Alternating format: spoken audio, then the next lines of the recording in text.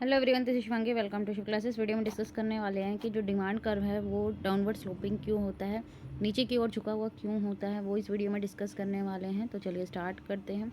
तो सबसे पहले अगर आपसे एग्जाम में कोई क्वेश्चन पूछा जाता है, ठीक है, डिमांड से रिलेटेड, सबसे पहले आपको ना उसकी डिफाइन दे दी। आपको उसकी डिफाइन जरूर लिखी। यहाँ डिमांड कर्व की बात हो रही थी, हम डिमांड कर्व को डिफाइन करेंगे। वो पूछेगा नहीं, लेकिन आपको मैंशन कर आपको एग्जाम में मेंशन जरूर करना है। तो डिमांड कर्व क्या होता है? जो रिलेशनशिप बताता है किसके बीच में, product of price and the amount that is wanted. तो भाई जो भी ग्राफिक रिप्रेजेंटेशन होता है कि जो भी मांग वक्त में किसी उत्पाद की कीमत और उसकी जो वांछित मात्रा के बीच में रिलेशन दिखाता है, कैसा होता है, वो हमारा डाउनवर्ड स्लोपिंग होता है। ठीक है, क्वांटिटी डिमांडेड हमारी हॉरिजॉन्टल मीन्स की एक्स एक्सिस पे आती है और प्राइस हमारा वर्टिकल एक्सिस पे आता है, यानी कि वाई एक्सिस पे आता है। तो आपको यहाँ पे जो है ग्राफ भी यहाँ पे ड्रॉ करना है। ठीक है, मैंने ड्रॉ नहीं किया, लेकिन आपको ड्रॉ करना है। डिमांड कर्व की इतनी सारी थ्योरी हो गई है तो आपको पता होगा कैसे बनाना है। भाई ये हमारी वाई एक्सिस है, ये हमारी एक्स एक्सिस है, ये हमारी क्वांटिटी आएगी और यहाँ हमारा प्राइस आएगा। ठीक है, और ये हमारा डिमांड कर्व है। तो इस तरीके से आपको ड्रॉ भी करना है। तो एग्जाम में ड्रॉ ज़रूर करना। तो इसे अपने नोट्स बना रहे हो तो उसे नोट ज़रूर कर लेना। ठीक है, तो बात करते हैं पहला कारण जिसकी वजह से डिमांड कर्व जो है डाउनवर्ड स्लोपिंग होता है, नीचे की ओर झुका हुआ होता है। किस वजह से? पहला है इनकम इफेक्ट। ये प्रिंसिपल क्या कहता है? जब प्राइस है किसी भी कॉमोडिटी का डिक्रीज होता है, प्राइस जो है कॉमोडिटी का डिक्रीज हो रहा है, तो लोगों की जो रियल इनकम है, जो उनकी वास्तविक आय है, वो बढ़ जाती है। कैसे भाई? अब पहले किसी भी प्राइस 10 रुपये था, किसी भी प्रोडक्ट का प्राइस 10 रुपये था, तो आप उसकी एक ही क्वांटिटी खरीद रहे थे। अब क्या हो गया? उस प्रोडक्ट का प्राइस कितना हो गया? 5 रुपये। तो आप कितनी क्वांटिटी उसकी खरीद सकते हो? 2। तो आपकी जो परचेजिंग पावर है, रियल इनकम में क्या होगा? इंक्रीज। आपकी जो रियल इनकम, आपके हाथ में जो पैसा था, आपकी जो परचेजिंग पावर है, वो क्या होगा? इंक्रीज।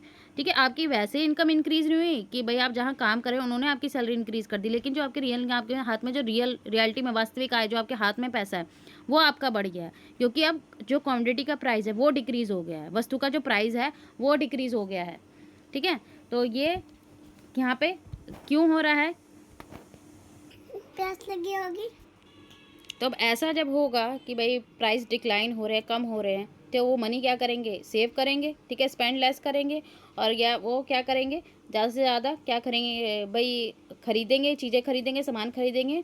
तो उनकी जो फाइनल सिचुएशन है क्या हो रही है? इम्प्रूव हो रही है यहाँ पे, क्योंकि अब वो ज़्यादा प्रोडक्ट खरीद सकते हैं। ठीक है, तो as price decline demand rises. तो इसी वजह से वो क्या होता है? Downward sloping. भाई जैसे जैसे प्राइस क्या होता जाता है, देखो कम होता जा रहा है, वैसे वैसे क्वांटिटी क्या होती जाती है? क्वांटिटी डिमांड जो है वो क्या होती जाती है? इंक्रीज होती जाती है।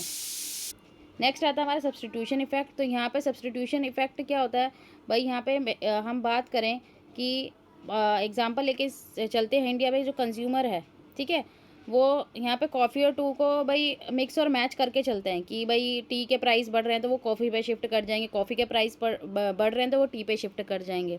क्योंकि अब उनके लिए कॉफ़ी महंगी हो गई है, अगर कॉफ़ी के प्राइस बढ़ गए तो वो टी पे शिफ्ट कर जाएंगे। ठीक है, तो सब्सटीट्यूशन इफेक्ट यहाँ पे है। तो यहाँ पे जो डिमांड कर्व होगा टी का, वो डाउनवर्ड स्लोपिंग होगा, क्योंकि कॉफ़ी महंगी हो गई, टी की डिमांड बढ़ जाएगी। ठीक है, कॉफ़ी के भी नहीं, हम टी के डिमांड कर्व देखेंगे, क्योंकि टी का क्या है? टी के प्राइस में कोई चेंज नहीं आया, लेकिन कॉफ़ी के प्राइस क्या होगा? इंक्रीज़। तो टी की जो डिमांड है वो क्या होती जाएगी? इंक्रीज़ होती जाएगी, क्योंकि अब जो कॉफ़ी के प्राइस है वो इंक्रीज़ हो गए। सब्सटीट्यूशन इफेक्ट, उसका जो सब्सटीट्यूट अवेलेबल है मार्केट में, उसकी डिमांड जो है इंक्रीज़ हो जाएगी। प्रतिस्थापन प्रभाव कहते हैं जिसे हम। फिर आता है law of diminishing marginal utility, सीमांत वस्तुओं उपयोगिता ह्रास का नियम।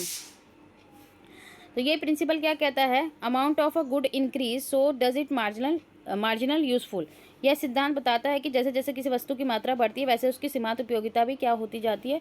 बढ़ती जाती है। As result when there is a greater supply price will decrease and demand will rise.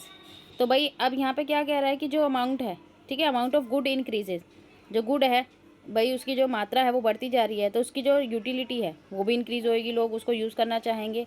अब सप्लाई ज़्यादा हो रही है तो प्राइस क्या होने लगेंगे? डिक्रीज़। तो जब भी सप्लाई इंक्रीज़ होती है, भाई मार्केट में कोई प्रोडक्ट ज़्यादा आ रहा है तो उसकी सप्लाई इंक्रीज़ हो रही है, तो उसके प्राइस हमेशा क्या हो जाते हैं? गिर जाते हैं। प्राइस डिक्रीज़ हो रहे हैं तो डिमांड राइज हो जाएगी। तो इसी वजह से भी जो डिमांड कर्व है वो डाउनवर्ड स्लोपिंग होता है।